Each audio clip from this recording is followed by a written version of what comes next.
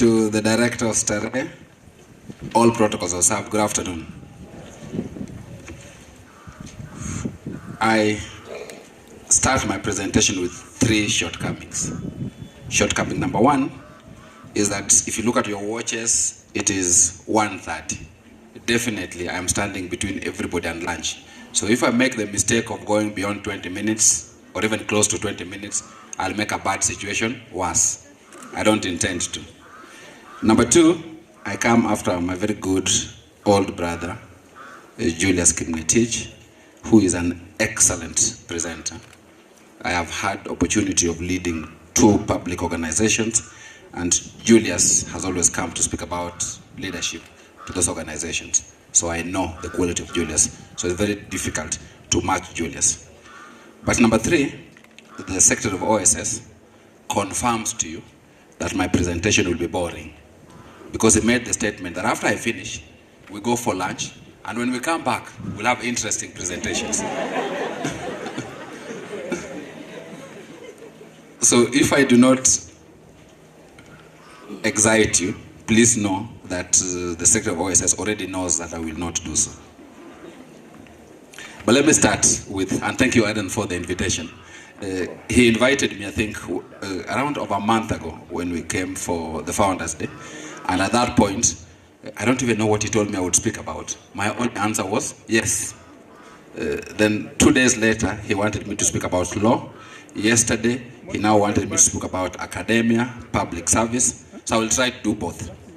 But before then, let me talk about 2 things that Julius has said that disturbed him as it disturbed me.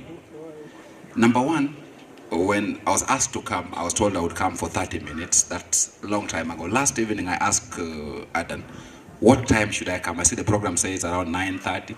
Do I come at around 9:30? Because there were several of us between 9:30 and 11:30. So I knew 2 hours. Adam then told me, no, please come at 9.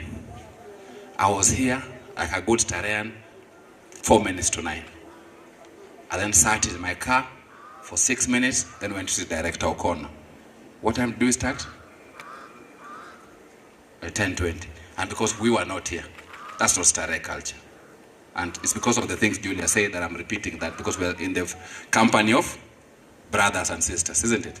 Secondly, when I came for Founders Day, and I've never told this to Director O'Connor, we were extremely excited to watch our good brothers show us the innovations they have, the games they had. But there's one thing that pricked a few of us. What was the last point Julius said today? There were 5 things. What was the last point he said? Image and brand. There was a Starehan who was showing us things. He had a sweater which was torn. You see, I still remember. Again, not Starehan. Because colleagues, and which is where I'm going to start, as we think about moving to the profession, as we think about our life after this, there are many things you will be told. There are those who say, I went to, isn't it? You know those who said, I went to, isn't it? There are many, and I thought PB used to be our sister school, like with Pangani, during our time. I didn't know when we became rivals, because we only had 2 sister schools. Pangani, girls, and no, Precious Blood. So I don't know who your sister school is during your time. I still remember our sister school. Anytime we had an activity, you either invited Pango or PB. Pango because they were more beautiful. PB because they were extremely bright. So we had both good reasons. Both good reasons. Both good reasons. You will have your chance to speak. But colleagues, I think the first thing that for me I think is important for us to have the conversation about today is, as you leave this place, what profession would you like to be? And why are you choosing that profession? I reflected about my life here in Starehe. And I chose mine through several things. First was elimination. At the end of Form 2, in Form 1, I was number 30 out of 36 in our class. By the time I left Starehe, I was number 6 out of 216. Same person, different numbers, and it had everything to do with my attitude, to do with discipline. Nothing else. But by the time I was finishing Form 2, I remember one of the subjects that I did was woodwork. I had 80% in woodwork. But the teacher who was teaching woodwork told me, don't choose a career in woodwork because you will never succeed. Because I was good in the theory of woodwork, but extremely poor in the practicals. I had no idea what 3D is. So when I was told draw 3D, I could not even draw. You know those human beings you draw as cartoons? I couldn't draw that. So he told me, don't try. So that eliminated a lot of professions for me. The second thing that I eliminated from my life was medicine. And by the time, yet I was doing well. By the time I was in Form 4, when I told my father what I was applying to, his answer to me was, you fear dead people. And I told him yes, not because it was true, but any answer that enabled me not to become a doctor was fine. The point I'm making, colleagues, is as you make your career choice, you must ask yourself, why am I choosing this career? Am I choosing it for money? Am I choosing it because my friend likes it? Or am I choosing it because I think it is the most sexy career?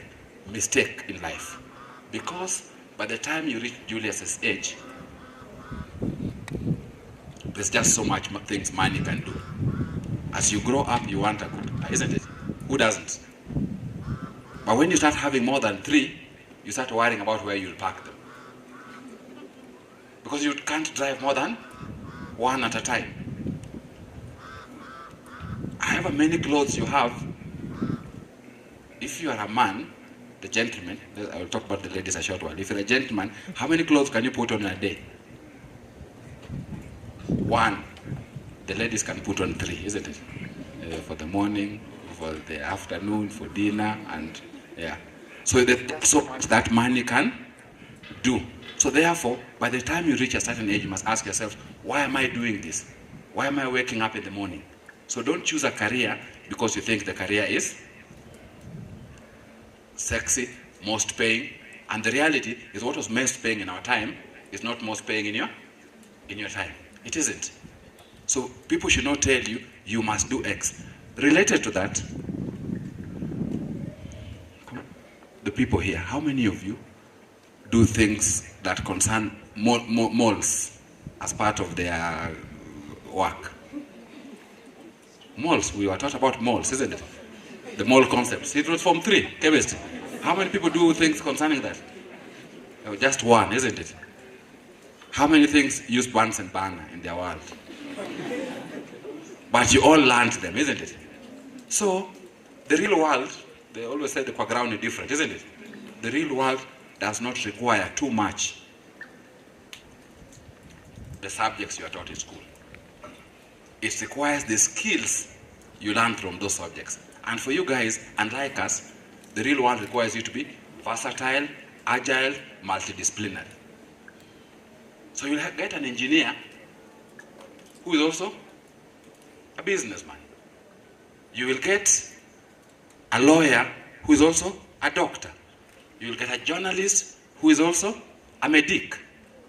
So as you grow and think about your profession, please think about not the traditional things, but what is much more multidisciplinary. A lot of us say that AI is going to take away all the jobs, isn't it? The other people say there are no jobs. Both statements are not true. As long as human beings are there, they will continue working. First of all, it was a curse from the Bible. You remember Adam and Eve? We were cursed to work until we die. So therefore, the possibility that we will not work does not. Because if we don't work, how will we eat? So we'll always work. The only thing that will change is the nature of work, but not work itself. So don't worry that AI will take away your job. It will only take away if you allow it to do so. And how do you allow it to do so? As a teacher, I always struggle, what profession am I? When I fill forms, am I a lawyer, which is what I graduated with? Am I a teacher, which is what I do on a day-to-day basis? I don't know.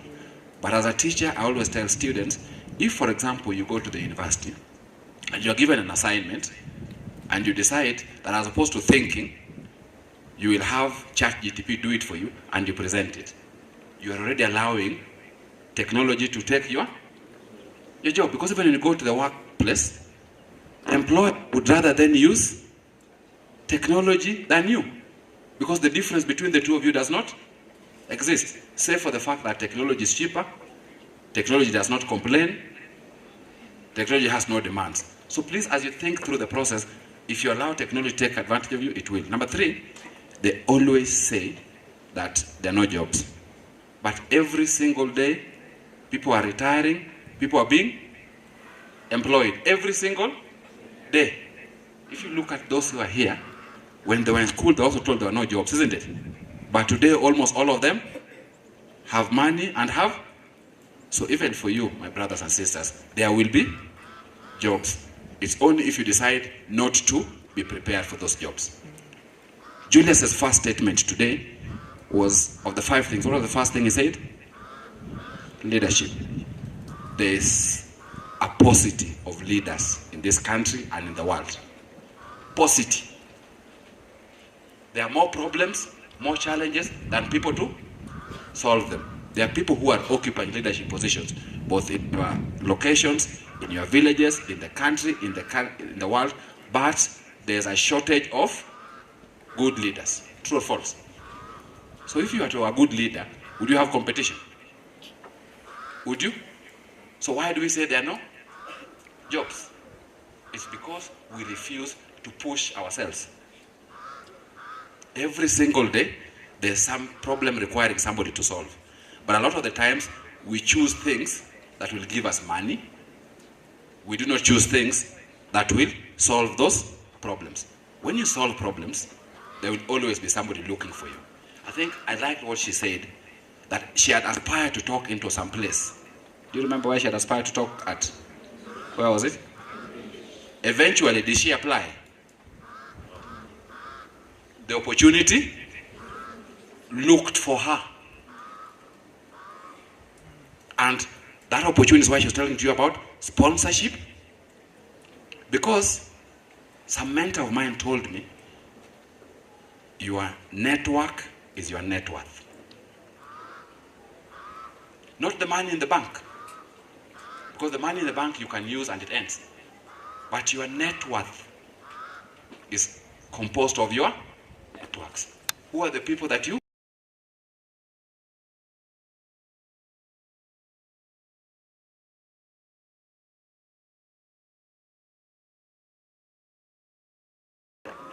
Six. So you don't need more than 6 people who, if you fall down today, chances are in 20 minutes they will have known. Because they speak to you every day, they turn up for all your things, they can vouch for you. And they do so, not because you ask them, but because you are valuable also to their life. But if for you, you don't call your friends, you are waiting for them to call you. The day you die, that man in the bank will not be a pallbearer for you. The day your daughter is getting married, that pallbearer in the bank will not stand by you. The day you are looking for a godfather for your son, that man in the bank will not be a pallbearer for you. The day you lose your job, there will be nobody saying, it is okay.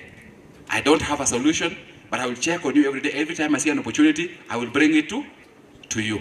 Your network is your net worth.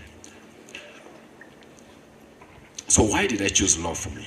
When I was here in Starehe, and my file number was 8181, my house was Chaka House. My options was either I was going to do law as number 1, I was going to do account as number 2. I have an interesting combination, because when I went to the university, I was then told lawyers are poor mathematicians. But I would have done both. But for me, law was not just a career, but it was a calling for me, because it enabled me to engage with society. When I was in Starehe, I was a scout. I became the junior scout leader. We used to have a place there, and we used to compete with the prefects. as to who was the most important person in the study. I will tell them, you are a bookworm, you will fail. I will be at the university, I will not see you. I found them at the university too, just like myself. But the things that drove me and that have helped shape my career was the values of integrity. I still remember, and today I was walking, you know the notice board?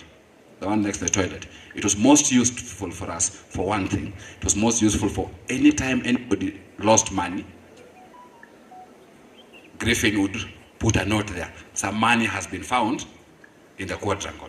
And I remember at the time that teachers had come here and somebody lost 10,000 shillings. And they went to tell Griffin, we've lost 10,000. Griffin told them, it will be found. As they were walking, they went to the notice board and there was already a note, some money has been found. And they're like, this is not possible. Then they were told, that is the Starehe culture. So we must always ensure we keep that culture. The second thing that drove me, and has continued to drive me, is service.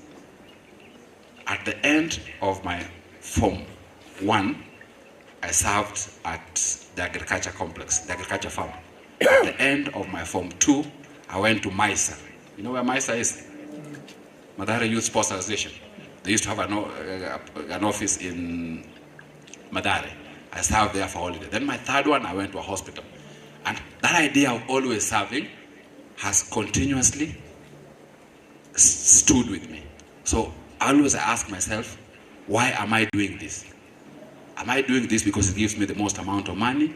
Or am I doing it because I believe in serving? So I find sometimes on random, I wake up in the morning and I have two assignments. One, some consultancy that I need because they need to give me money. The second is a student's document. When I wake up, by some strange fate, I always read the student's document before the one that gives me money. But when I reflect, it is not because somebody forces me. It is because of the culture of service that was imbued in me. The third thing that has stood with me is excellence. One of us here has told you a statement that Griffin always used to say. If you are given a cup to wash it so well that they say this was the best cup washer that ever existed. It says leadership is not a title, it's not a position, it's the opportunity you have. And if you read that book of The Leader Without a Title, they tell you all you require in life to lead is to be alive. Are we all alive here? So if you're alive, there are every opportunity to lead. In everything you do, please always do it with excellence. Whether it is coming to a meeting, please come on time. Whether it's about participating, please engage. Whether it's about volunteering, please do it with excellence. Because the job you are looking for outside this world, you will get it by what you do today. If all you are is a bookworm, it is nice. But there are too many people who get first classes. Too many.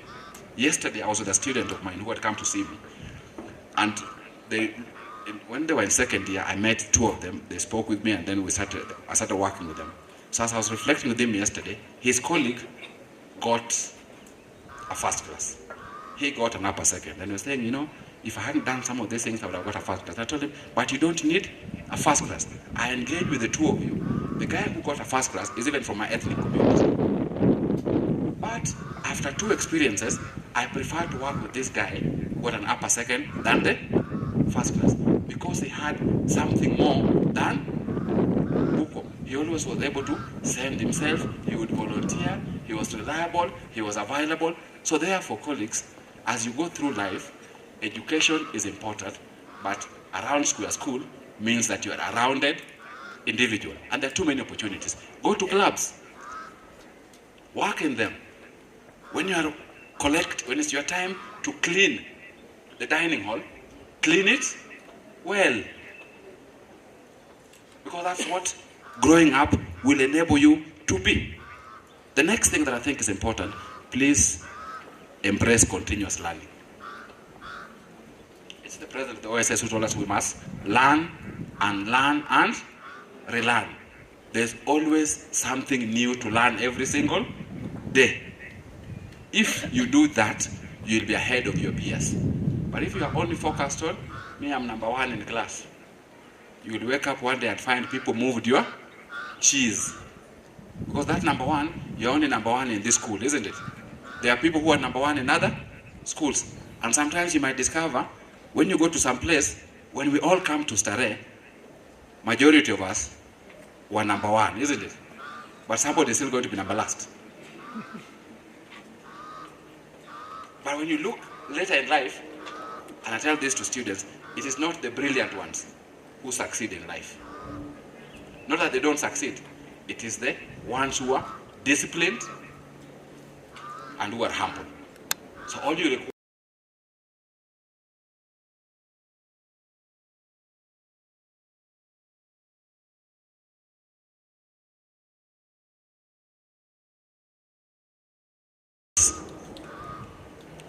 reputation is everything. He said that she was fired in a room where she was not, isn't it? At the same time, she was also given an opportunity to speak in a room where she was not. Your reputation is what people say about you when you are not.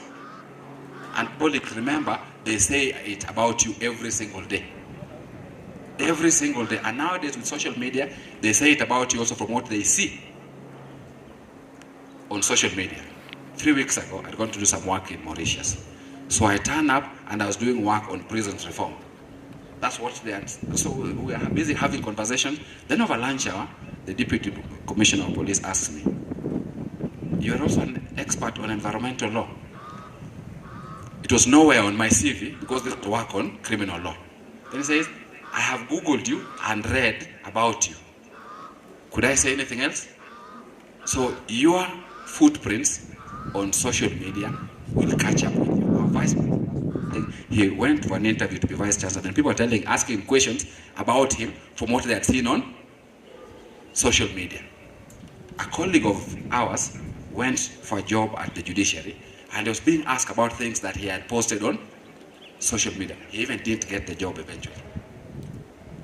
So as you post today, it might be fun, but the day you're looking for a job, because people want anything they can find, they just Google your name, isn't it? And they will find. So if they find, then they start saying, so what kind of human being is this? I know you can't hide the truth. Number 3, please cultivate versatility. I like watching football. This is the transfer window. In the transfer window, if you read currently, you will see that they're looking for a player who can play in more than one position, isn't it? We're looking for somebody who can be a left winger, he can also be a striker, he can also be a midfielder, but also looking for a striker who can defend, isn't it? It applies in all facets of life. So if all you are is that you're just a good cook, they're also looking for a cook who can be a messenger, who can be a watchman. And I'm using those because we think that they're the least important jobs. Remember the cup washer. So please be versatile, because whatever profession you are in requires a diverse person. In my life, I am a lawyer, so I can go to court. I am a teacher, so I can teach. I do public service work. So always be somebody who can be versatile in the things you do. And being versatile requires you to be able to develop many skills. Number 4 is what we're doing here today. Mentorship and networking. Who are you learning from? None of us was born doing these things. So don't live life thinking, I know it all. I don't require to be told. Please allow yourself to be mentored by your peers, by those who have come before you. When they mentor you, you will determine, this one I will follow, this one I will not. But at least you are learning from them. In addition, please network.